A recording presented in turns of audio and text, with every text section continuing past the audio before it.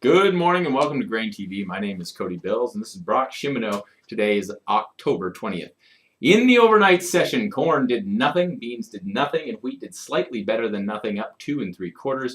Beans, however, yesterday had a little bit of a rough patch, down over 20, just on some mean-spirited rumors that Taiwan rejected some tenders for 40,000 metric tons of beans. There was also a rumor out there that China canceled 2 cargoes of beans. That is just adding to an already weak supply scenario. That rumor on China canceling the cargoes has yet to be confirmed, but it did its damage. In terms of demand, though, Brock, can you take us through export sales this morning?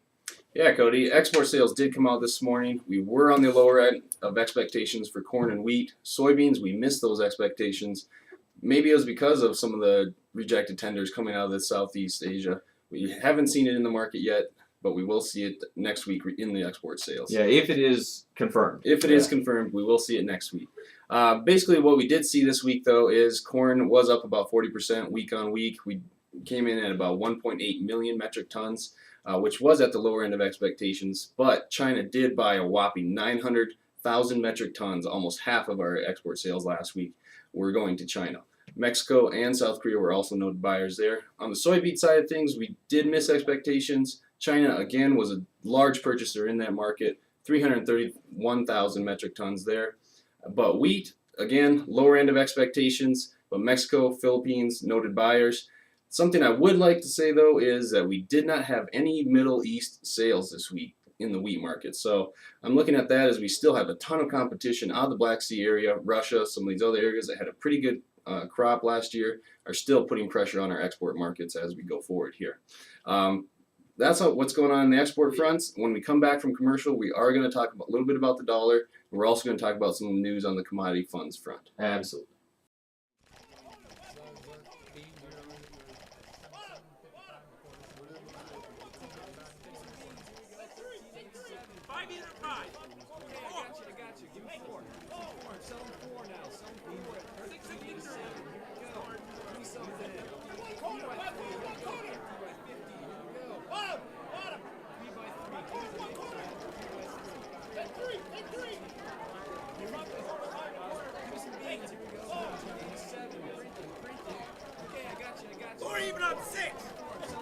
Welcome back to GrainTV. The market is now open. Brock, what are you seeing going on?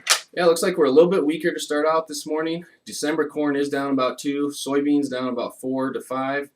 Wheat is down about 2 to 3 right now, depending on if you're looking at Chicago or Kansas City. So we are seeing a little bit more weakness here this morning. Yeah, one of the major themes that I think that we're talking about, the Eurozone is a big issue over there. But when we talk about the Eurozone, really what we're talking about is the dollar and what the dollar is going to do. I noticed you had some observations that you wanted to talk about. What are your thoughts? Yeah, basically I wanted to see how the dollar index effects on wheat and corn contracts. Both of those contracts are one of our biggest exports, especially wheat. So I just wanted to see how that dollar index movements are affecting the movements of wheat and corn. And basically what we see by this chart is there is some correlation between the two. I mean, obviously it's not going to be solely based upon what the dollar index is doing. But when we did hit those lows and when we hit the highs in the dollar index, the corn and wheat markets were actually on the opposite end of that. They were hitting their lows and then they were hitting their highs when the dollar was at their lows. So basically what we see here is that there is a little bit of correlation. It's not solely driven by that dollar index, but it is something going forward to keep in mind, as right now there's not a whole lot of new fundamental news out there, so the markets are going to have to look to other aspects of these prices to pay attention to. Yeah, I know. When we look at Europe, I mean, right now on Sunday there's going to be the summit. This morning there was some skepticism that will actually happen. There may be they may postpone it. So that put a little bit of fear in the market that they don't actually have any sort of resolution or agreement that we were hoping for. But we'll have to see. If they have some sort of agreement, I'm almost certain that the euro is going to rally on that news. We're going to see the dollar step off a little bit. It's mostly just on the fact that people are going to be happy that something is being done. However, I'm really concerned about the debt situation over there, and I'm concerned that in the longer term, when we look out 6 months, we're going to continue to see the dollar strengthen. And as you can see here, when the dollar strengthens, that does nothing good for the grains. You can see, obviously, at the highs, we're at the lows in grains. That's going to be, we're going to be swimming upstream, I think. I said it last show. I'll say it again. I'm concerned that we're going to be swimming upstream in terms of dollar strength. Definitely. Well, let's switch gears a little bit, Cody, and let's take a look at what the commodity funds have on the horizon for them. We do know that there are some new regulations coming out. Why don't you just take us through a little bit what's going on there? Yeah, so yesterday the CFTC voted 3-2 to impose limits on the commodities markets.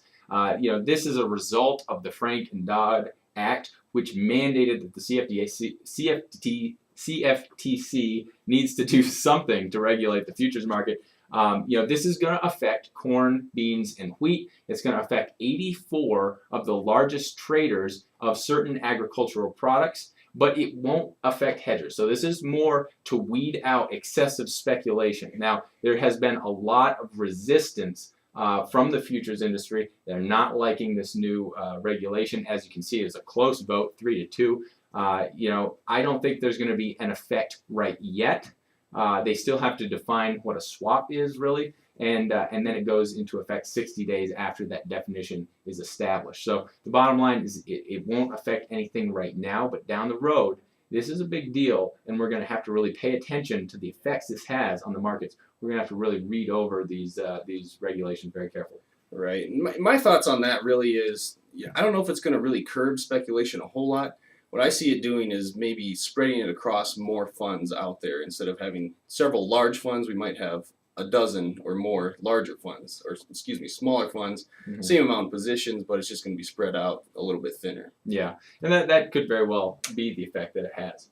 Well, that's going to just about wrap it up for today. We appreciate you joining us, and we will see you on Friday for the afternoon wrap-up.